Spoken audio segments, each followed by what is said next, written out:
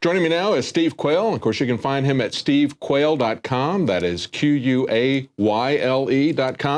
And Steve, we want to talk about World War III. As we mentioned here as we're talking to each other before the break, one of my favorite movies has been Blast from the Past. And I think we're kind of at the point in real life that they ended up that film where you've got the guy pacing off his underground bunker again. But what do you see happening in terms of the revival of tensions? The Cold War has certainly been started up successfully in the Ukraine.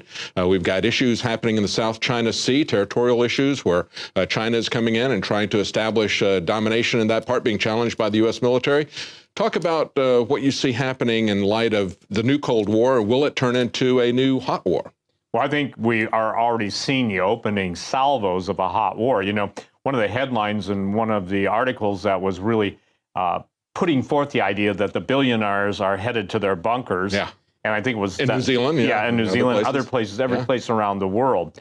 Big money has access to big information brokers. The intelligence agencies / business relationship, i.e. Google, Microsoft, any of the tech companies, very, very close. So private intelligence has become a big deal in the back rooms of big money.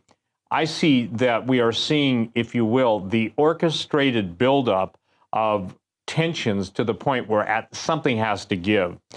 We only hear of the real news coming from the Ukraine when we get people that are posting on the front lines or the Russians warning. What I've learned about the Russians, and let me share this, I think, and again, Alex and I have both made the statement, we're not Russophiles, but it's astonishing to me that there are actual people who represent the United States in Congress and Senate who take nuclear war as kind of a casual, well, we'll just go bomb this or bomb that. Yeah, and it's reflected in the American population as well. They're very casual about it, unlike the Russians. But of course, the Russians have a memory of massive destruction going back to World War II. We didn't see that here in America, the people who survived. Well, the current entity in the White House has been destroying the military for the last 8 years of his reign. The Russians have been building up. And by the way, Russians have some very sophisticated weapons. I remember years ago when I started on talk radio, David, the Vladimir Zhirinovsky, they used to call him Mad Vlad. He talked about a weapon system called the Elipton, E-L-I-P-T-O-N.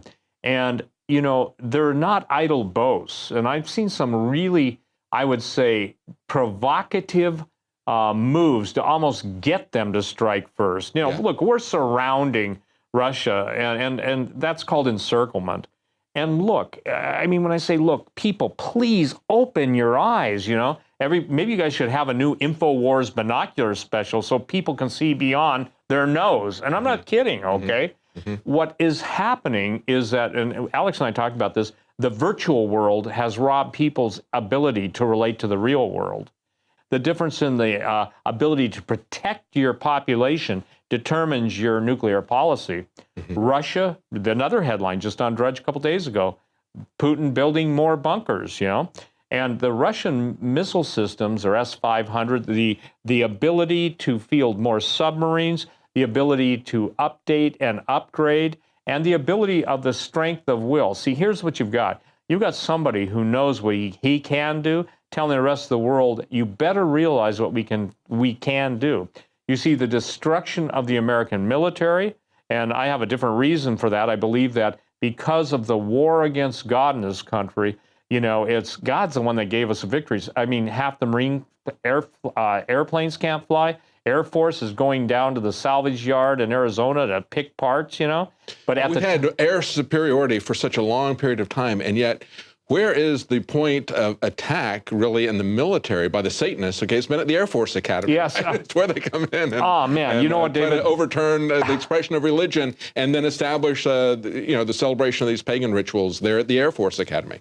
I'm glad you bring that up because the idea is that they actually think, and this is something that people lose track of, in the Illuminati elite Luciferian world, they actually believe that they have the weapon systems to take on God. Now, my simple question to that is, who do you think made the raw materials and created them simply by speaking them into existence? You really believe what you make with those can take, but that's how blind they are.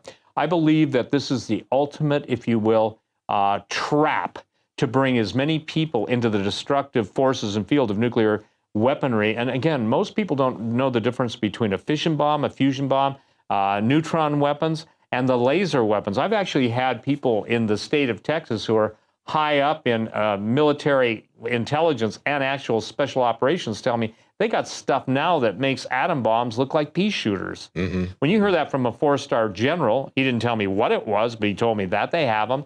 And the Russians have the same thing. And so what now we're seeing is we're seeing coordinated warfare. We're seeing weather warfares.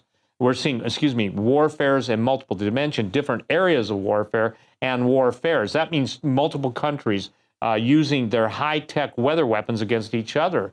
Well, one of the concerns I have is what happens with the reverberation effect of everybody bouncing radio waves or scalar waves or whatever off the ionosphere, and everything's heating up. I maintain that the state of Texas has been under weather warfare attack for years, and I can pretty much back it up. I wrote a book called Weather Wars and Unnatural Disasters, and still people don't get it, that when you got Secretary of Defense Cohen, you get Zbigniew Brzezinski talking about that one nation can make war on another nation, and then you understand that into a nuclear theater now, we don't even know what the Russians truly have, because under the guise of, the Soviet Union is gone, the former Soviet Union is gone, but we have, how do I say this? Children shouldn't play with nuclear weapons. Yeah. We have this, if you will, this liberal stupidicus. Oh, here's a new one.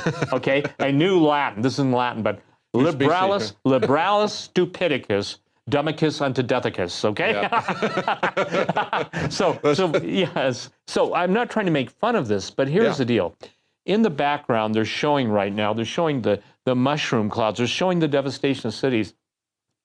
Neutron weapons can kill all the people without having a shock wave, blast wave, and the thermal effect, because our bodies just aren't designed to take intense neutron bombardment. I actually, David, interviewed Sam Cohen, the inventor of the neutron bomb. He told me on talk radio for 3 or 4 different multi-hour shows that we, the United States government, gave to the Chinese the neutron weapons. So it's not just the atomic bomb, and the blast from the past. I'll tell you what, in my opinion, everybody should start stepping up those preparations and picking them up too. And this is critical. The shutdown of all important article staples, it doesn't matter if it's food, water, clothing, survival supplies, that's going to come. Too many truckers are idle, too many train engines or whatever, locomotives are sidetracked, and the compression of the middle class just doesn't have the money anymore they used to. And when you hear the candidate for the president, Hillary Clinton, talking about she's going to tax the middle class more, good night. That's like a vampire saying to the corpse or to his other vampire, run that corpse through the ringer so we can get the last ounce of blood or the last milliliter of blood. It is so late in the game that I believe this, that it is no longer just, somebody say, well, we went through the Cuban Missile Crisis. You don't know what went on behind the Cuban Missile Crisis. What we're going through now is real. I don't believe it's just oh, maybe we will, maybe we won't. I think the stupid indifference and the denial of the real threat that nuclear, and I see this, I see Russia and China coming against us. And I think now is a time for people to prepare, because we're looking at massive economic disruption when we look at automated cars coming in, robotics coming in and taking people's jobs. We're looking at massive unemployment that will be both horizontal and vertical in the economy. It's going to affect all different segments of the economy, and it's going to affect it at every different level. We're going to have massive unemployment. We're looking at automated trucks that are going to be driving and so forth. So now is the time really to prepare. But I think it's absolutely amazing when we look at the difference in attitude, the American people, as you point out, as we began this, versus Russia. The civilian population there lived through World War II. They saw that kind of massive destruction. People here just can't believe that that's going to happen. Well, in denial of reality is I would say this, if there is a medical condition, and I believe we've been programmed real quick, we are the most psychologically programmed population of any nation in the world for defeat. Yes, absolutely. Thank you so much, Steve Quayle, stevequayle.com.